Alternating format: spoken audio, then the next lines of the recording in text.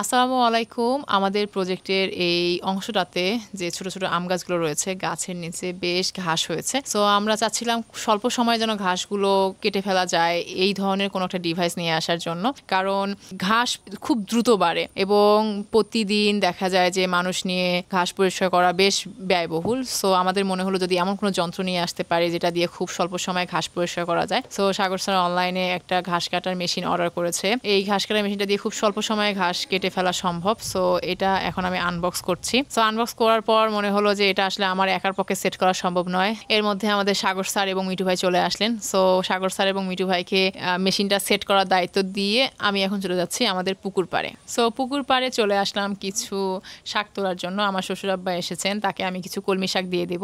আমাদের প্রজেক্টে সিম গাছ ভালো হয়েছে, এদিকে ডাঁটা শাক, লাল শাক, পুঁই শাকও হয়েছে। তবে কলমি শাকগুলো অনেক হয়েছে, আজকে মনে হলো কলমি শাকগুলো তুলি। আমাদের এখানকার যে কলমি শাকগুলো কোনো ধরনের সার বা কীটনাশক কিছু দেওয়া হয়নি, শুধু একটু শুকনা গোবর সার এবং ভার্মি কম্পোস্ট দিয়ে বেডগুলো তৈরি করে কলমি শাক দেয়া। এবং মজার বিষয় হচ্ছে এই জায়গা থেকে আমরা অনেকবার শাক তুলেছি এবং অনেক বিক্রিও করা হয়েছে। শাকগুলো খেতে অসম্ভব রকমের সুস্বাদু এবং খুবই মজা। সো মনে হলো আব্বাকে কিছু শাক তুলে দেই, বাড়িতে নিয়ে গেলে খেলে তার ভালো লাগবে। সো অনেকগুলো শাক তুললাম, তাকে দিচ্ছি। সো আমার মনে হচ্ছে যে এর মধ্যে হয়তো মেশিনটাও সেট হয়ে গেল।